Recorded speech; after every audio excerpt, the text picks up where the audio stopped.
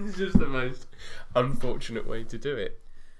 Should this be the start of our candid conversation? Yeah. Yeah. We're lovely. This is exactly how we want it to be. I mean, Right.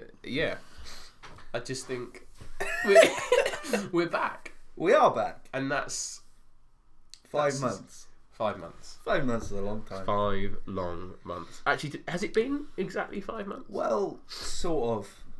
We did try to record another one. Oh, yeah.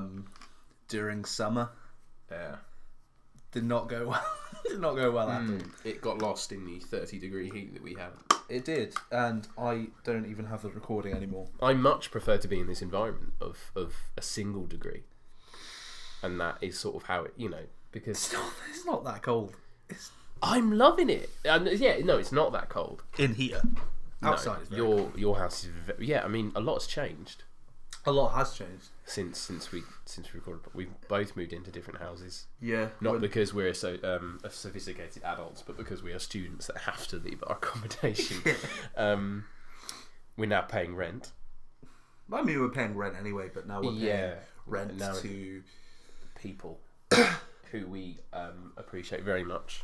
Not a faceless machine. Company. Yeah, not the corporate machine of Bath Spa University. Capitalism. Communism. Exactly. We've got a general election coming up. We're certainly not going to talk about that. I don't want to talk about it. You've taken me by surprise. I don't want to talk about that. Well, and we've seen a few films. Admittedly, you've seen far more films than I have over the past 5 months because what this podcast is actually about is films. It's films rather than all of the other strange tangents that we go off on. Yeah. Like the last Hidden episode, my Batman idea, which probably was part of the reason that your Batman idea? Yeah, with the ears and the throwing the hoops onto it. I'm not going to remind you of it. Anyway, thank you. Welcome to the to Two Tickets podcast. Actually, something that will be that was in that episode. Yeah. Was your car passing its MOT? Wow, have we left people on I think so. On tenterhooks for that long? Well, I think at the end of episode 3, which is actually available. Yeah, with all of 17 views on it, so we appreciate anything that you can do. 17. Does it not? No, it has 16. 13. Times are tough. We realised our viewership has dropped half and half again. Which I cannot understand why someone wouldn't sit and watch in 1 hour and 42 minutes of me and you talking about things that probably don't even relate to anything. Yeah, pretty much. So did your car quickly pass its MOT? I can say that yes. After a lot of stress, the man did come in and say to me, your Corsa, like really aggressively, and I thought, fuck you. If you tell me my Corsa has failed its MOT, A, I won't be surprised, but B, I will kick off.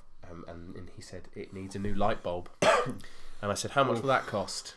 £2.50. So in the end, the MOT cost me £52.50, but it passed, and I would say I'm successfully driving. I'm not, because my car is in Ipswich, and I am not anywhere near it. But yeah, no. So we finally have an answer. We finally have an answer to that. Dan, how have the last 5 months been for you?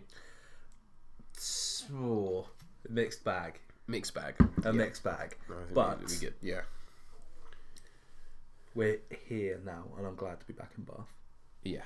I am glad to be back in Bath. The last 5 months have been an emotional roller coaster. Oh yeah. But we find ourselves back, sat at a desk, talking about films that two of which I've seen, 3 of which I've seen, one of 2 of which 3. There we go. I got there eventually. 3. As you can see, I'm very. Maths is hard. Do you know what? I completely agree. I was terrible at maths in school. I was horrendous. I was quite good. Yeah, you are a maths whiz. I had to have a tutor called Norman. He was an old man, and he could never find my house, despite coming there plenty of times. My granddad's called Norman. Very nice man. Was it your granddad that tutored you? Probably not. I'm going to say no. No. Today, shockingly, we are not only are we wrapping up what has been a splendid year of film-ish, we are going to be talking about the next year of film, which will consist of many great films that you can go and watch at any cinema, or more likely watch on 123 Movies, which we don't condone. No, I don't even know what that is. No, exactly. 1, 2, who? 1, 2, what 1, now? 2, who? Okay, so I actually, it was a good year for films in a way, but I don't feel like there was many releases this year that were outstanding. No. There wasn't a lot of them, is what I'm trying to say.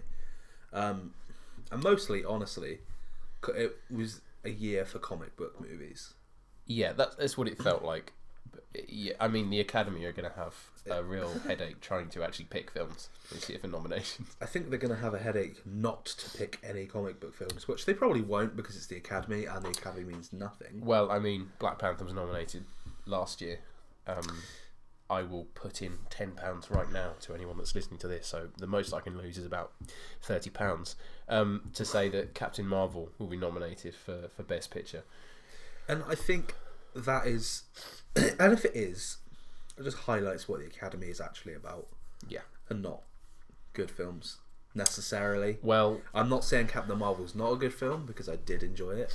It was an enjoyable film, but it is not a Best Picture nominee. It's nowhere near that quality. Because, let's face it, if me and Dan were in charge of the Academy, we'd be nominating some amazing films. First one being Joker. Oh. Which I think might. Yeah, I think it should. It was an amazing film. It will be up there for multiple nominees from different things. Joaquin as well should be. Joaquin Phoenix, who I found a new love for this year. Yeah. In an earlier episode, I talked about Tom Hardy in length, about how I love him. Did I talk about Joaquin in that episode? I don't know. I might have done, because I've had an affliction with him for quite a while. It's that slightly jarred top lip that does it for me. But and not his incredible acting ability. No. Of which it is incredible. I'm a purely materialistic man. Come on, let's be real. So Joker. From a person who really enjoys horror films and doesn't really get scared or uncomfortable watching films, because I've seen, you've seen some shit. On screen. Good. I'm glad that was a disclaimer there. Yeah, you got that one in. Joker made me genuinely uncomfortable a lot of the time.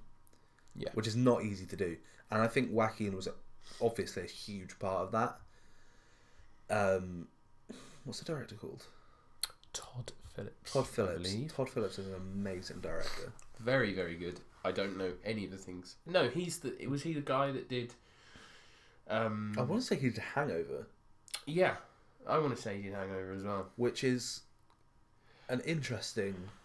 I love the Hangover films. I think they're hilarious, but they're nowhere near. It's a jump, isn't it? It's a leap between. When I saw the trailer for Joker, I was sort of thinking, oh, this looks good. I'm going to enjoy this. Yeah. And then I went to see it, and I did enjoy it, but I did not expect to be made to feel as uncomfortable, and sort of the whole process of Joker was a bit sort of mind fucking, really. Yeah, the narrative itself isn't the focus, really. No, it's a character study. It's a character study of a genuinely mentally ill person. Who, instead of, it's a very grounded comic book movie, which you really don't see that much anymore. Obviously, there's the Dark Knight trilogy, but even then, that gets a bit hokey. Yeah. In some places, especially with Dark Knight Rises and Bane. It almost distances itself from the stereotypes of being a comic book film. That was completely on purpose as well. Yeah, because it doesn't want the stigma attached to it. Because it isn't. It's not a superhero film. It's not. And you look at non-superhero films that exist nowadays, they tend to be more character driven than plot driven. Yeah. It's, you know, you look at some of the films that you've put on there. I haven't seen Once Upon a Time in Hollywood, but I'm almost 100% sure that is more about characters than it is plot. Yeah, there isn't necessarily a narrative to that film. No. It's just you are following three or four different characters. Three different characters that off the top of my head. And then the narrative is takes a back seat, which is the same with Joker. But yeah, it's a complete tour de force from Joaquin Phoenix. Yeah. If he doesn't get nominated for something, he should at the very least win something for that performance. I know he's been nominated for an Oscar before, but I don't know what it was for. And personally, I can't think of a better performance this year that would eclipse that performance. Yeah, no, I think it was maybe Walk the Line. Probably Walk the Line. He's got a superb backlog of films. He really does. And this is a whole new level. After watching Joker, I went back and watched his films. You fell in love, really, I did. I fell in love. I could Her, superb film. Ladder 44. Walk the Line is amazing. Very good film. The Master is a very good film. The Master is... He's not been in many bad films. I can't think, you know, he's obviously in Gladiator as well. I haven't seen that. I would like to watch it. It's interesting. It's an okay film. Yeah. It depends how much Russell Crowe you can stomach. I love Russell Crowe. Well, there you go then. If you can stomach plenty of Russell Crowe, yeah. you would be fine to go and watch Gladiator. But Joaquin again is very, very good in that. And he shines in Joker, and it's a very interesting film. It's a very, I don't know, it's a confusing film. It's a bit disturbing. There's a cultural backlash against it, because that's because we live in a generation where people just can't handle anything that isn't Toy Story. So which incidentally is a film I've not seen this year. Yeah, neither of us have seen Toy Story. It's really interesting that, I mean, for the 13 people that listened to the last episode and the maybe 5, thank you, for listening to this episode, how they're coming to listen to a film podcast, and certainly my knowledge of film, I don't want to, you know, tarnish you with the same brush, and the amount of films that I've seen this year is actually pretty pathetic, which maybe just shows how my interest for films that maybe aren't the mainstream is really kicking the can at the moment, which is terrible. Yeah, I mean, I haven't been to the cinema to see new films as much as I would like. No. This year. I saw It Chapter 2. Yes, you did. Which is I really enjoyed. I think it's way better than the first one, which is apparently not a popular opinion. I mean, anything that replaces child actors with actual able people is... That's unfair. The child actors in the first It. I'm just talking about the first It. The first It, not. And are you talking about the original, or are you talking about? Oh God, no! I'm talking about I'm talking about the 2017 It. Not the Tim Curry 90s TV film, which is. It's a trip. Is not good. My cup of tea. Not my cup of tea, I'll say. Yeah, the child act and Stranger Things is another property that has great child actors. I do like Stranger Things. What's a film Wolfhard? It's in both of them actually. It and Stranger Things, very good. He's not really a child anymore. He's teenage actor now. We're all children of God. True. I don't firmly believe that, but that is true. You know, we are open to everything here on the Two Tickets podcast. Except witches, but we'll talk about that at a different time. Oh dear me, yeah. Do you know what? Let's touch on something, because neither of us. I've been to the cinema 3 or 4 times this year, and actually no, that's not true. Well, I've been to the cinema 3 times, but a couple of those I watched the same film once, twice, or in Endgame's case 3 times because I've got no life. Joker, I went to see the cinema. Endgame, I went to see in the cinema, and Spider-Man. Oh no, and Captain Marvel. So 4 times. I've seen 4 films in the cinema this year. But the reason I haven't gone to see other films is because the cinema is expensive. It's very expensive, and it's just, I feel like, especially for us downbeaten, downtrodden students who definitely need more money, so send us any that you possibly can. Government. Talking to the government. Yeah, we're talking to the government, whoever that might be. We don't know when this podcast is going up, so ultimately it could be... It's before the election. Okay, cool. Well, congratulations, Nigel, on your win. He's not even running. Well, there you go. Plot twist. I feel we all live in a wrestling world in the end of the day, so he could come in and cash in his Prime Minister in the bank, and it would be a sensational moment. But, yeah, the cinema's too expensive. I agree and disagree. Some cinemas, View, for example, is £5. Yeah, it's like I've got an Empire at home, £5 student. Yeah, it's good. The cinema we have here, the Odeon, is £10. Yeah, which is ridiculous. It's ridiculous. I've actually seen more films in the cinema than I thought this year. Have you? Yeah, I like looking back on it. I've actually seen quite a few. A year is quite a long time span. Yeah, I'm realising. The 5 films we have written down here for our favourite films of the year, I saw all of them. Nice. In the cinema. You eventually saw Endgame. I did. Yeah, it took me a while to see Endgame, and then I saw it twice. Yeah. I saw Captain Marvel twice. Yeah. I saw Once Upon a Time in Hollywood twice. Spider-Man Far From Home, Midsommar.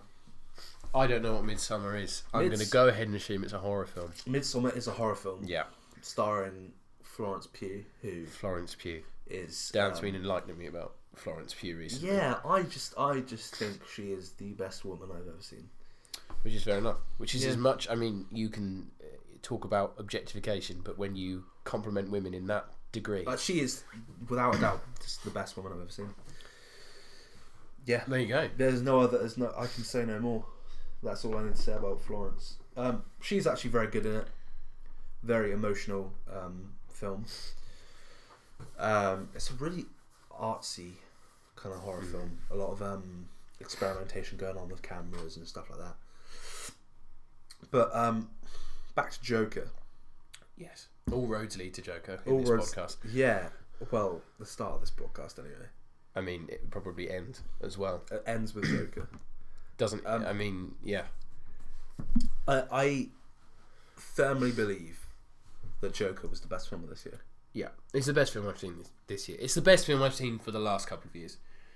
I didn't think anything could eclipse Endgame because I thoroughly enjoyed that, and then I watched Joker and thought, no, actually, let's put my serious face on for a minute. I did appreciate Joker far more. Endgame is interesting because is it the best film? No. Best experience. Best experience is a different thing. Yeah. Because if you're like us, who, you know, has our formative years have been watching the Marvel films. Yeah, exactly. The first, wave of Marvel films with Captain America, Iron Man, Hulk, Hawkeye, Black Widow, all of those terrible Thor. films. Yeah, not looking forward to the Black Widow film. The trailer dropped yesterday. Yeah, yesterday. Yeah, it was. I'm not blown away by the trailer. No, I mean we might need to. I just don't know. Endgame is a film that it could be tarnished in terms of retrospect, because if what they do following on is shit, then Endgame. I think a lot of people are going to stop. Yeah. Now it's a fair stepping off point if you were ready to step off. I think so, and I'm not going to put as much, time and effort into following the MCU anymore. Yeah, I mean, I will watch the films unless they become bad, which is the ball's in their court now, because they have to start something totally new, and I'm not sure that starting it with Black Widow, an Avenger who is more like James Bond than an actual superhero. In the narrative as well of the MCU, she is dead. Yes. Black Widow is set before the events of Endgame. She is dead. It is a fully kicked. Bad place to start a new wave of films. But it almost feels like that's their sort of we had to do this thing. And if the film is written in a we had to do this way, then it will be bad. Yeah. And that's the struggle. From the trailer, it looks like it. Yeah. It's not moving the story forward anymore because it can't, because that character is dead. Exactly. And it's like, I mean, I enjoyed Spider-Man Far From Home for what it was, but it's a stagnant film. It does not move anything forward, and it doesn't, the end credit scenes, fine, they are what they are, but the film itself, does the character progress? Not really. Like he's just morphs into Iron Man, which is almost undermines the whole purpose of the character itself. And I think these are films that, and this is where Marvel obviously make their money and get their critical acclaim from, is the fact that when you are watching these films, you love them. And you come out and you think, that was the best thing I've ever seen. And then a few months after, you think about it, and you sort of take yourself away from the whole Marvel fandom, and you think, they could have done a lot better with that. There was potential in there, and it didn't quite get cracked. I did very much like the Spider-Man Iron Man relationship. I don't like the idea of making Spider-Man basically Iron Man, which is what Far From Home did, giving him the Edith glasses, which are ridiculously overpowered. Yeah, exactly. A good old MacGuffin. Yeah. The more I look back on that film, the less I enjoy it. Yeah, and I just don't want that to become a theme of these films, because Endgame was very, very good and tied together everything in a very satisfactory way. If we're going into things like Black Widow and Eternals, and we're just like, oh yeah, that's Angelina Jolie with makeup on. I don't know anything about Eternals. I just know Angelina Jolie's in it. Yeah. Because her cheekbones told me. What else have you seen this year that you thoroughly enjoyed? I'd like to talk about Once Upon a Time in Hollywood. Go for it. An amazing film from Tarantino, who another guy who I don't know has made a bad film. No. He's made some, not so good films. Yeah. But I don't think any of these films are bad. No. Where does it rank on the Tarantino scale for you with his other films? Well, this actually ranks as one of my favourite films ever. Wow. It's my top Tarantino film for sure. I think Brad Pitt as Cliff Booth, difficult for me to say with a bent front tooth, by the way. Cliff Booth. It's quickly. Fair enough. You're doing it very well. Thank you. It's a return to form for Brad Pitt. It really is. Yeah. He's amazing in that film. Possibly better than Leo. Yeah. Leo has some scenes. There was one scene in particular. I think it's after. He has a sort of breakdown about being a has-been. Wow. That's sort of the crux of his story arc. Like, he has to come to terms with the fact that he's an older actor. Yeah. And he has to take other roles. He has to go different places and stuff, and he can't be the action star that he is. Yeah. All of his life. And he has a breakdown in his trailer after he forgets his lines. And it is genuinely one of the funniest scenes I've ever seen in a film. Because it's so real. Like, if you've ever done acting or any sort of job where you have to learn lines and you have to perform in front of people, forgetting them and embarrassing yourself is really, takes a toll on you, and it's really frustrating. Has that ever happened to you as a former performer? Well, yes and no, but I'm not. If I forget my lines, I'm very sorry guys. Fuck it. Fuck it, I forgot my lines. Sorry guys, can we go back a bit? I don't tend to get too frustrated. No. There was one time I was in a production playing the protagonist of a rabbit, which was one of my finest moments of the arts. And there were 3 people that were supposed to come on stage, and they didn't. And we were all, it was me and this other very tiny man who, that wasn't diagnosed, he was just small. these people were supposed to come on stage, and I was thinking, right, oh, where the hell are they? So this was during an actual performance as well. So we were in this like hall, and there were people sat around, and I was like, shit, these people are not coming out. Yeah. And so I had to cover for them and say all sorts of different things to try and but it was mortifying to stand there. All of these people were like, I mean, that's why you just don't work with kids. Even though I was in year 6 at the time, so I didn't have much choice, unfortunately. Yeah, so that did happen to me. Somebody has forgotten their lines, and in a play, when somebody forgets the end of their line, like, yeah, this is it. It's difficult because you take your cue from their last line. Yeah, exactly. That's what you get from rehearsals and stuff. When they don't say that line, it really throws you off, and it's happened to me where I've had to cover for a couple of people, and it is really frustrating. But like this scene in particular, you know, he loses it, and it's so funny.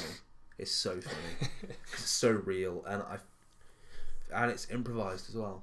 It's interesting with Brad Pitt because he sort of became a victim of his own success, because everyone was like, oh, Brad Pitt, and then everyone was like, oh, Brad Pitt. A bit like the George Clooney effect. I've seen him from Inglourious Basterds and Fury, which are two of the films that were in that sort of Brad Pitt time for a lot of people. I thought he was fantastic in both of them. Yeah. And he comes, obviously, Tarantino obviously is a massive help to anyone to try and I mean, not Brad Pitt's not sitting at home with no money. He's not gonna come out and Katie Price it and say, look, I'm bankrupt. Yeah, but did Katie Price get bankrupt? She did. Probably to the extent that she might come on this podcast soon. I don't want her. No, we're going to turn Katie Price down. So if you wanted to come on this podcast, knowing that you were one of the 13 listeners, Katie Price, fuck off. Yeah, I don't want her. I don't want her either. No, the film has a stacked cast. Yeah. I'm just going to list off some names here. Obviously, Leo and Brad. Margot Robbie plays Sharon Tate. Plays it amazingly well. For me, she's not in the film as much as I would like. She has quite an interesting story. I saw that was a complaint as that she wasn't in enough. And considering Margot Robbie is a fantastic actress, she is. Yeah. I don't understand why she wasn't. No, she wasn't like crazy important to the story, but there wasn't much of a story to be important to in the first place. No, unless you were Leo or Brad. Timothy Olyphant, Austin Butler, Dakota Fanning, Mike Moe, Luke Perry, who has since passed away, unfortunately. Damian Lewis, Al Pacino is in it for a little bit. This is an interesting one. Lena Dunham. Do you remember Lena Dunham? Oh, right, I see. Yeah, I do. Yeah. I know this. An interesting woman is Lena Dunham. Just like to point out that Dan is actually reading this off the contact list of his phone. He's very stacked. Yeah. He's a very well connected man. I'm important now. You are. It's all come from this. It's all come from this. Writing films makes you an important person. Yeah, exactly. Apparently. Lena Dunham is painful. Painful. Let's say painful. As an actress, she is fine. But stop writing. Recently, I mean, Lena Dunham has become a part of our life very, very recently through having to basically watch something that she has made. Did she do Funny Ha Ha? No. Don't tarnish her. I don't know who that was. Funny I don't think she did, actually. I don't want to get that wrong. Funny Ha Ha. Although, as we know, that my knowledge of film is terrible. I had a moment yesterday. We were sat in a film seminar, and I was surrounded by people that know everything about film, and they were talking about like, oh yeah, what was it, like a streetcar named Desire? You've seen a streetcar named I Desire. know, but it's like all of these films, and I'm just sat there like, I don't know these things, but I don't fail. I promise, Mum.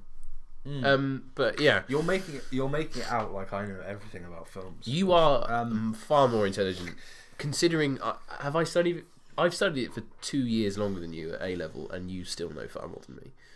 So, but you know, Just take a compliment, Dan. thanks, buddy.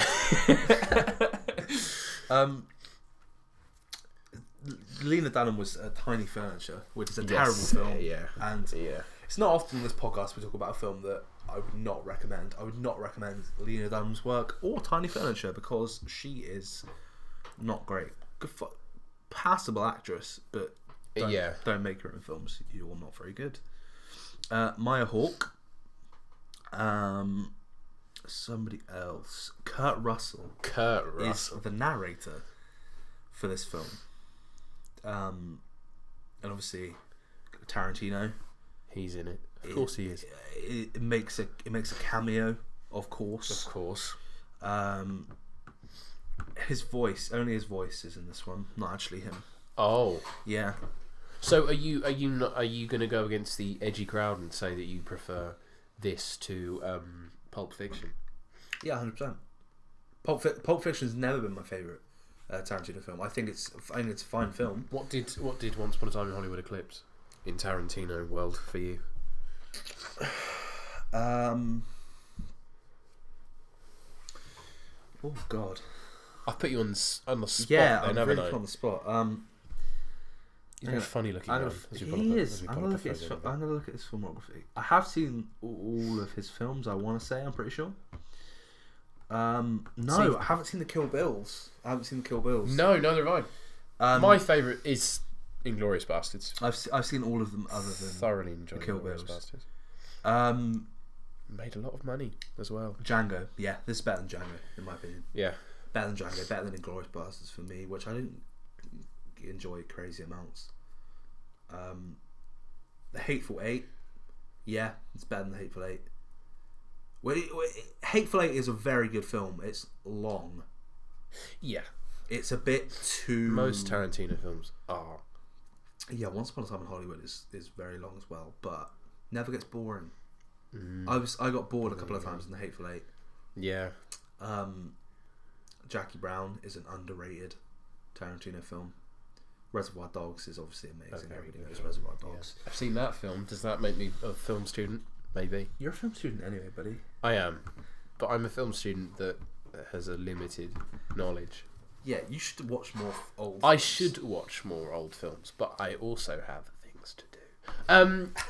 So 2019 has almost been and gone. And I suppose... It's been a quick year. It's been a quick year. And I mean, I'm sure the listeners will share that sentiment. But also... I turned 21 this year. You did... I turned 21. You aged a whole year. Yeah, that's since our last podcast. Yeah, I'm actually a whole year old. Actually, to be fair, I've probably aged a whole other year since our last podcast. Yeah, in 5 months we've both aged a year. How's that? That's quite something. Yeah, I'm 21. I'm officially an adult. I can't reach another age milestone, like a big age milestone. No. I guess. You could talk about like 30, 40, 50, 60, whatever. Yeah. But I'm released into the wild now as a 21-year-old. Yeah, that's terrifying. It is a little bit. Keep your tranquilizers on you, folks. Dad's in the wild. Yeah, no, it's also right. I'm gonna put you on the spot, and I didn't ask. This is gonna be the reaction I'm gonna get from Dan now. Okay, is gonna be absolutely horrendous because not only is 2019 coming to an end, but also the decade is coming to an end. Ooh. So I just want you, with the minimal amount of Wikipediaing, to think of your favourite film of the decade. And I'm just going to say Her, because nothing's eclipsed it for me. Favourite film of the decade? The decade. He's frantically looking around the room to try and find AIDS. What can I do? How can I think of this? Oh my god. It's hard to think what's come out this decade, but I just know that Her has, and nothing has beaten that film for me. So I'm just going to stick with my guns and say that. Okay. Legend came out this decade. Ah, yes. And I love that film with all my heart. It might be Legend. It might. Fair enough. We've stuck to our... Warrior is up there. That came out in 2011, I want to say. Warrior, Legend. Joker's up there as well. It is up there. Joker is very much up there. Yeah, probably Legend. Probably Not Venom? Legend. Not Venom for you? No. Not Venom. Not quite. No, not Venom. I would say it's a close 150th on my list. Venom is another film where the more I look back on it, the more I dislike it. Yeah. It's better not to do that. Just remember how excited you were when you left the cinema that day. Yeah. And then let that be the I'd like to forget the lasting memory. I'd like to remember how excited I was. I don't want to remember how obviously terrified the people around me would have been. Turns out I was not possessed by a symbiote. I was just yeah. I was playing silly buggers. It was an interesting bus journey home that evening with you. Yeah. That's the only film I've ever seen with you in the cinema. You are probably you should be thankful for that, because I'm annoying in cinema. I don't know. We had a good laugh in the cinema because that film is undoubtedly funny and ridiculous. It's a silly film. It's a very silly film. I'm annoying in the cinema in the sense that because I'm nerdy about films. I know I like find out everything, all the little details about films, and I have a really annoying urge to tell people. Yes, I know, because when Endgame came out, you had seen, or no, even before it had come out, you had seen the leaks. Yeah, and were sending them to me. I have to go looking. Yeah. I often, depending on the film, I didn't for Endgame read the plot on Wikipedia. I didn't do it for Joker. I didn't do it for Midsommar. I don't think I read the plot for Endgame. No, I might have. I feel like there were speculative plots. I read the actual that we plot. both. Oh, you did. Because it took me a lot longer than everybody else to get to the cinema to watch Endgame. Yeah, it did for different reasons. I did it for Spider-Man: Far From Home because I don't care about that film that much. Isn't that sad? Isn't that sad how, in general, Spider-Man used to be amazing. I love Tom Holland as Spider-Man, and I do love the Marvel films, but I just wasn't excited for that film at all. I know what you mean. So sort of, I don't know, it's like burnout, basically. Yeah, a lot of Marvel came at once. Yeah. And we all know that's not good for the system. No. A lot of Marvel films came out along the same sort of time, and a lot of news and a lot of it was all the hype around Endgame. Yeah, exactly. It was all about Endgame, really. It was up in lights, and then it sort of was like. I haven't heard a lot about Marvel in a while now. No, they have hidden. Yeah, I'm not surprised. Hidden for a little bit. They've released their next however many hundreds of years of films that they've got planned, and until they make a good Fantastic Four film, I'm not invested. Is it even possible at this point with the amount of shit that they've made? I hope so. I hope so. I was genuinely excited for the Miles Teller and Michael B. Jordan one. Oh, because those are two talented guys. Yeah, and it was the biggest load of shit. Yeah, I think I've ever. I think it's the worst film I've ever seen. I know it's obvious, but I've seen The Room. Yeah, but that's almost it's cult classic in the sense that it's funny bad. It's Fantastic Four is just excruciating. Funny, yeah. Funny, yeah. It's fucking shit. Yeah. The Room. Yeah. The Room. The Room pissed me off. You're not. I mean, I've not seen it because I don't want to subject my. I mean, there's a line that I won't cross when people are like, "Oh, you should watch The Room." I'm like, but you know it's bad. Yeah, it's objectively bad. I watched the film that they made about it as well. Oh yes, James Franco. James or Dave? James. Whichever they're both one. In it. I think they're both in it. Fucking shit as well. I hated it. I mean, there you go. A lot of people liked it. When you make a film about a shit film, should you be surprised when the resulting film is shit? Tommy Wiseau himself is just a lunatic. He's a funny guy. Yeah. But The Room is... it's not a funny film. No. I mean, obviously, me and Dan are just real pessimists, horrid people that don't find anything funny, apart from each other and ourselves. I find Frankenstein funny. Yeah. If anyone wants to brighten up their day, I mean, this is going to sound very sadistic. I don't even think we should say it. I think we should just say watch Frankenstein. Watch Frankenstein, and you'll know. You will know. If you've got the patience to listen to this podcast and then go and watch Frankenstein, type in the comments which bit you think is our favourite part of that film. And if you get it right, you get nothing apart from personal reward. Yep. I will say well done, because that part of the film is hilarious. It's fantastic. And it's not meant to be. But you know, it's really not meant to be. That's how it is. But it's just hilarious. Sometimes you just find things funny that you're not supposed to find funny. Yeah, exactly. 2020 is around the corner, Dan, and there's some interesting films coming out in 2020.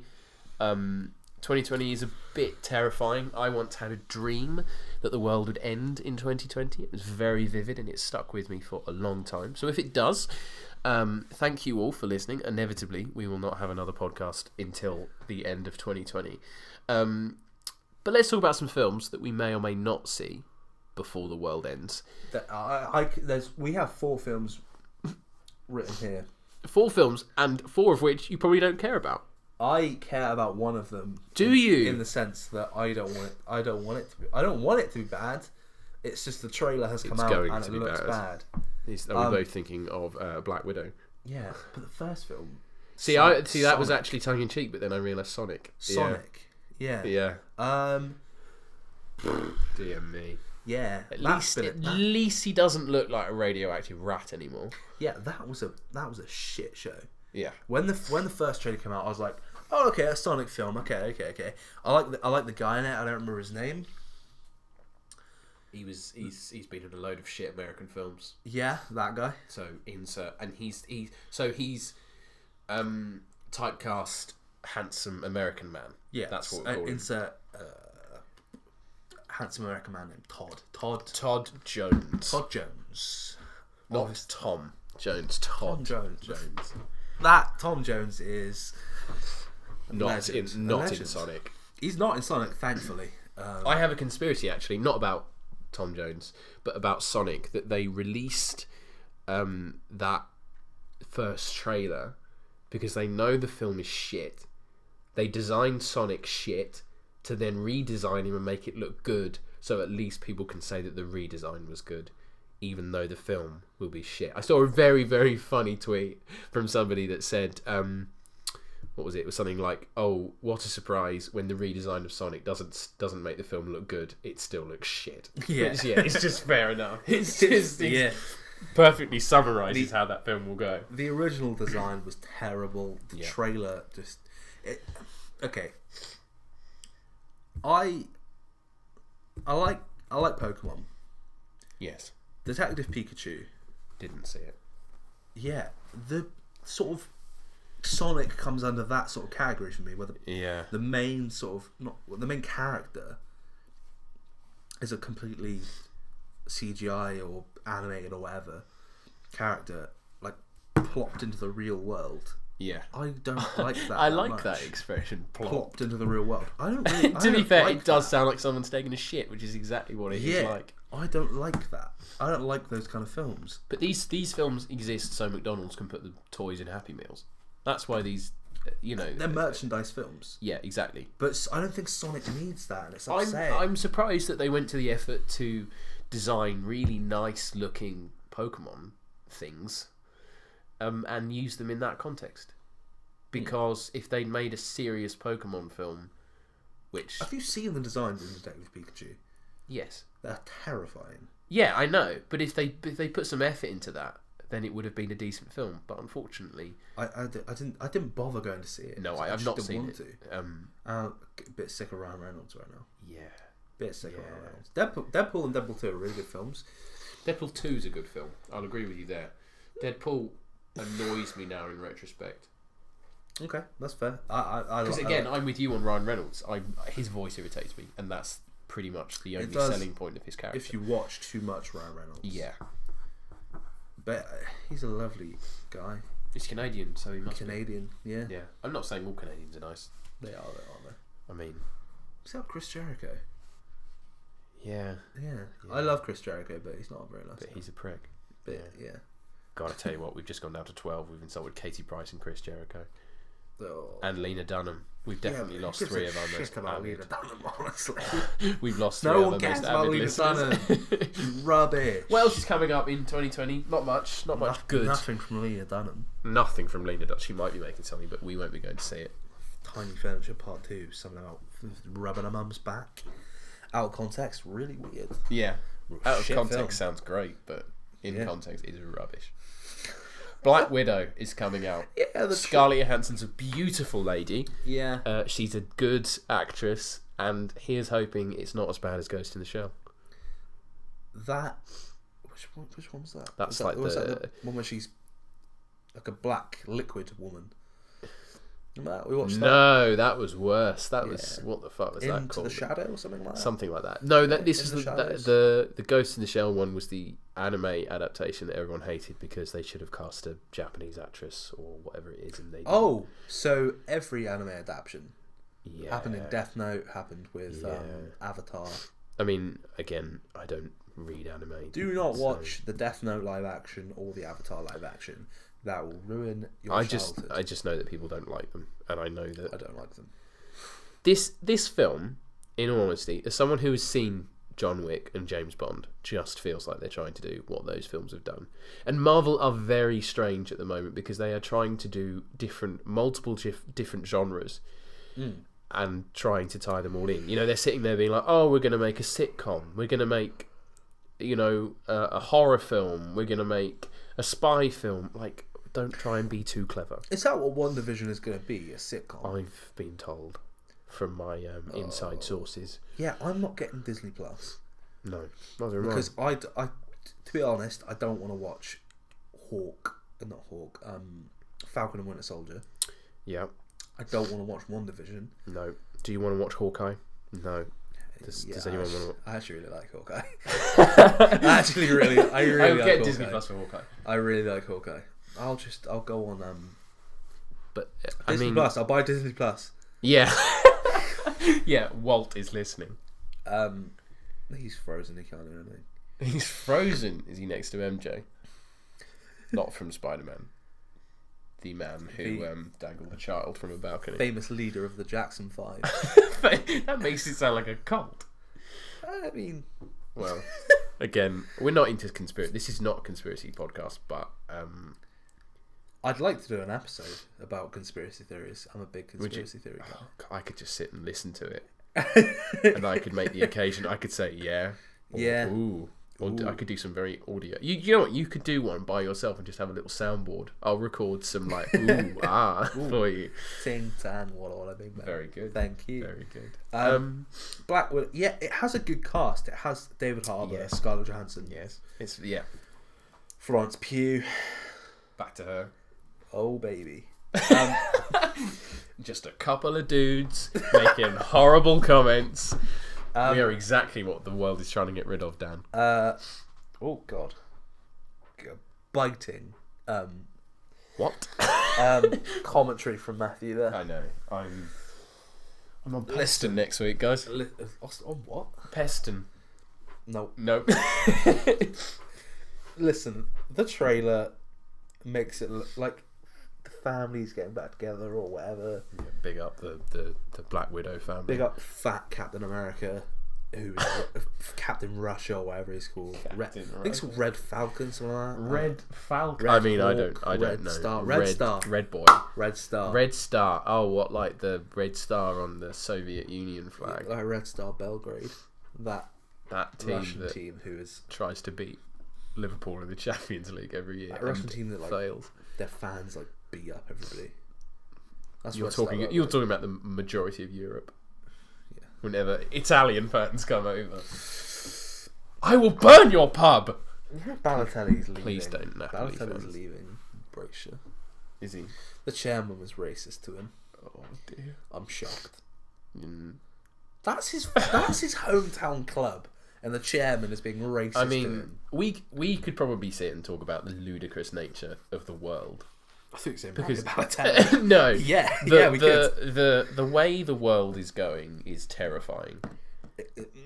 Politically and just there's society in general. And I know this relates in no way to the podcast, but whilst I may say many things in jest, the terrifying gap between people that are progressive and people that are so old-fashioned in their mindset is exactly what makes this world very dangerous to grow up in.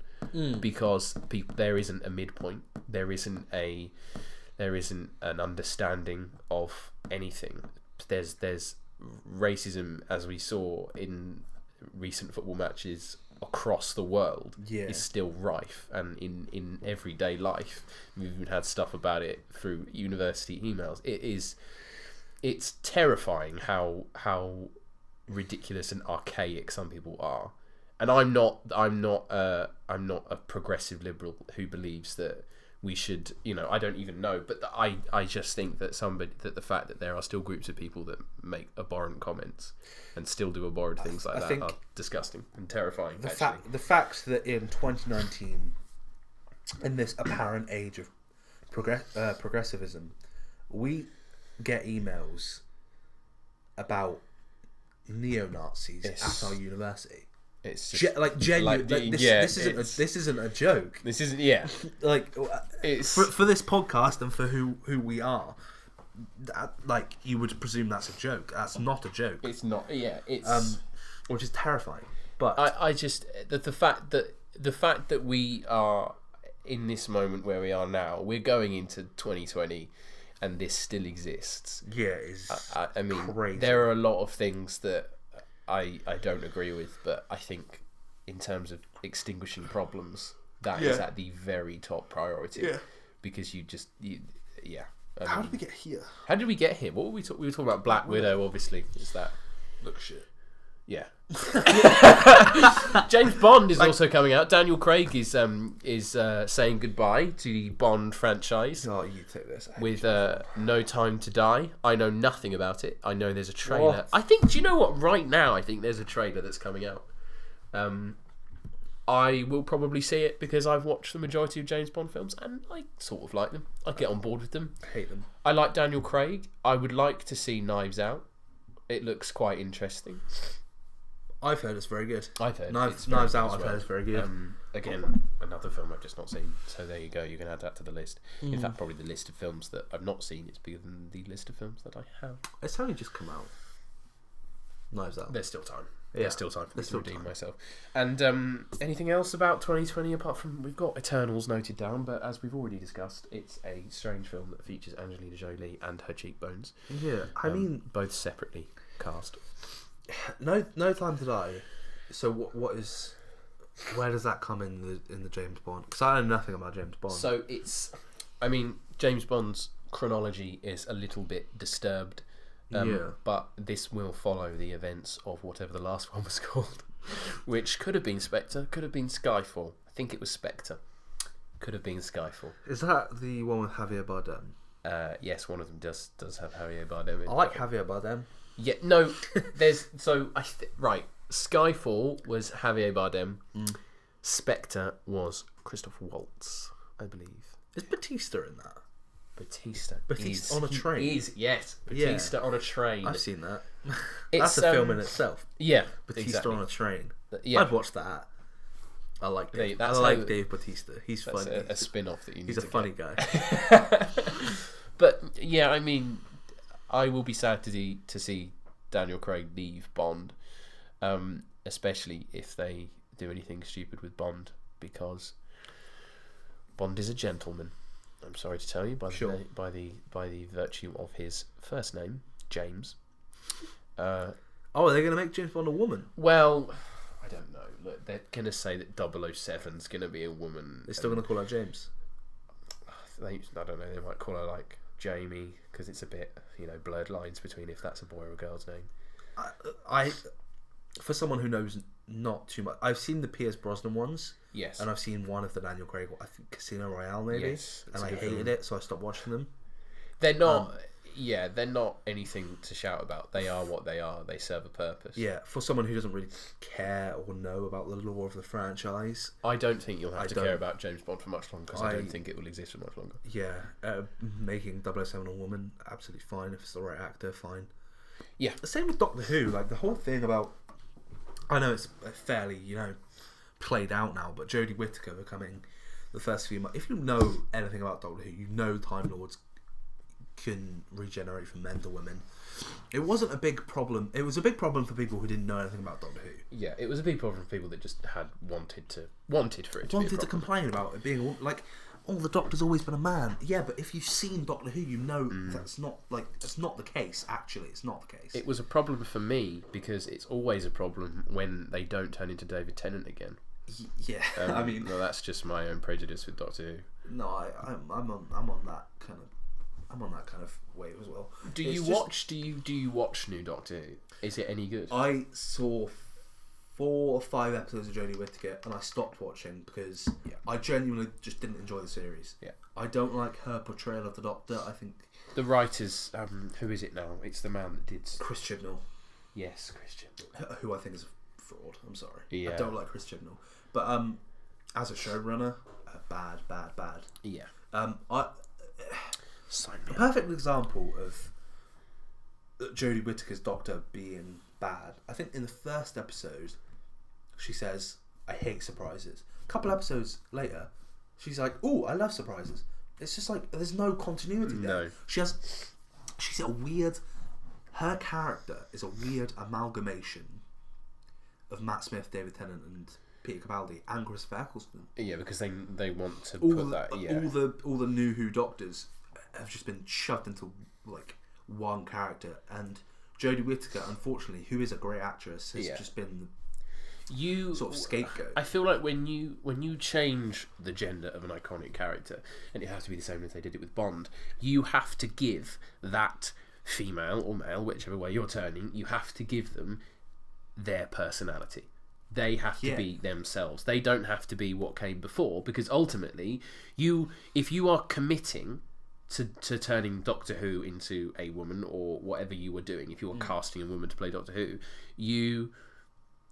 sorry, I probably offended you then because you don't know his name. It isn't actually Doctor Who. To play the protagonist of Doctor Who, you have to really go the full 9 yards and say, right, okay, you are your own version of this character.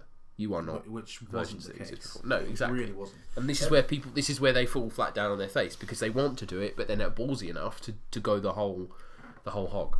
Which they should have done, which they didn't do, which is the criticism. And the trailer for the new series came out. I haven't seen it. I don't particularly want to watch it. No. I might watch it purely because I'm hopeful. Yeah. It's a series that I do love, but it's a series I find myself watching the older episodes more than the new episodes. Yeah. Which is quite odd for a series. Yeah, but I mean, I feel like if there's anything new, it's like we discussed with films, there's a reluctance, there's a risk with everything, and because everything is trying to be a little bit more risky and taking more chances, it doesn't follow same patterns, therefore you're not as comfortable with the idea of watching it. Yeah. Because things are taking risks that you might necessarily not see as paying off for your own personal interests, and therefore you end up being like, oh, no thanks, I'll go home now, thanks Kevin Feige, stop making me go to the cinema. Yeah, I mean, that's my rant about Doctor Who done. Yeah, I mean, I think you perfectly summarised your views there for Doctor Who. A lot of the time, it's not the actor's fault. No, because it's writing. It's down to how you write. As someone who writes consistently, and has been drilled with the notion of dialogue and the importance of dialogue and setting up character, you have to make somebody believable, even if they're a however many year old Time Lord from that country that he's from.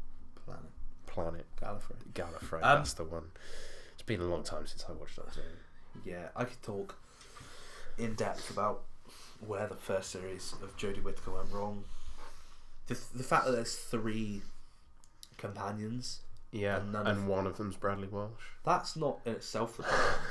It's just the fact that the 3 companions are all fucking boring, and they don't really serve that. They're all a bit cookie cutter from what I've seen. They are, yeah. They're just terrible. Terrible. State of Doctor Who is terrible.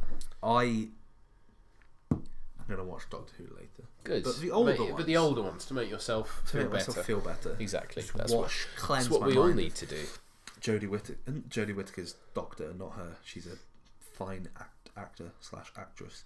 Really good in that Black Mirror episode, actually. Yeah. Black Mirror, very good television program. The new series was disappointing. Yeah, I'm gonna say disappointing. Not the best. It seems like they just got stars in. Yeah, it's a bit more about who the actors are rather than who they're playing. Striking Vipers isn't a bad episode. It's weird. Yeah, but Black Mirror tends to be a bit weird. Oh yeah, like if I say Black Mirror is a given that the episode's going to be weird. Yeah, exactly. They're all weird, but like, actually, yeah, they're all pretty weird. The Anthony Mackie episode is very weird. That's Striking Vipers. Is it? Yeah. Oh right, okay. Absolutely, yeah. The one with the guy from Sherlock, Moriarty from Sherlock. I don't know his name, but I know the actor. It begins with an A. A man. That's not weird. It's just a bad episode. Yeah, It's really long. The ending is obvious. Yeah. It's just Black Mirror dropped the ball a little bit. Charlie Brooker, unfortunately. I do like Charlie Brooker. I do as well. Charlie Brooker is a fantastic writer and a fantastic actor. Is he an actor as well? He's been an actor, I believe. He's been in something. He's been in something with David Mitchell. Another fantastic man. National treasure. What has he been in with David Mitchell? Somebody's going to be shouting it at me. He's on a Big Fat Quiz with David Mitchell. Maybe I'm thinking of that. I love Big Fat Quiz of the Year. I can't wait for that this year. I'm hoping Richard Ayoade, Noel Fielding, Russell Brand, maybe. Do you know what, Dan? To perfectly, because I can't find what I'm looking for. To perfectly round up this podcast. Yeah. I want you to tell me just some of your favourite things that have happened this year, because we have all been consumed under the cloud of political, cultural hate and shitness and all that stuff. So this year, 2019's been a bit of a rough one, but surely something good has happened for you. Well, in terms of films, it's been a good year to be a film fan. Yeah. If you're if you're into comic book films and you're into kind of out there films like Once Upon a Time in Hollywood, it's been a good year. Midsommar. Actually, funnily enough, Edgar Wright, his new film's coming out next year. Is it? What's it called? Soho Nights, something like that. Last Night in Soho. Well, I'm sure that will be good. It's a horror film. Oh, well. Edgar Wright is. I'll let you tell me if it's good. Edgar Wright is making a horror film. That one of my favourite things to happen this year is the announcement that Last Night in Soho is coming out. Yeah. No Context Turn on Twitter. That's cheered me up. Bold nonce immensely. Bold nonce from Twitter has cheered me up immensely. It's been when those are the things that have to be the highlights of your year, it just sort of says a lot. I wouldn't say they're the highlights of my year. I'm just saying they're good things. They were good things that happened. Highlights of my year is passing the first year of university. Is turning 21. Yeah. Is all that. Oh my God, this sounds like there's a pterodactyl outside. There is a pterodactyl outside. Well, I knew 2020 would signal the end. No, my highlight of the year 2019 is pterodactyl was landed in my There you go. Terrifying. I feel like in terms of film, it's been a good year, and in terms of everything non-film related, it has been fine. We've gotten through it. It's been a fair to middling year. Yeah, I mean, it's been a year in which you've sort of had to convince the turkey that Christmas is good for it, but next year will hopefully be. Football is shit. Yeah, Which got relegated. Yeah, but we are now the best team in Europe, so it doesn't matter. Oh, I wouldn't go that far. Kane Vincent-Young has eclipsed all of my solitary. Who? Yeah, well, there you go. Yeah, it's. I mean, it's been a hell of a year, and to think. Do you know what? It's one of those things, and I always say it about when time goes fast. It's in retrospect, it feels like it's a slow year.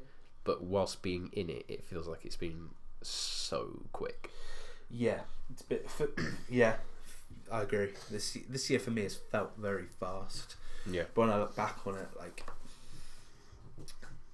January, it sounds stupid to say, but it seems so long ago. Yeah. January 12 months is a long time, but it just seems so long ago now. Mm. But we're all getting older, and that can only mean good things. Pretty good place to end as well. Yeah, and this is now over. So thank you for listening, and we'll see you at some point in the new year. Could be in 5 months, could be in 5 minutes. Thanks.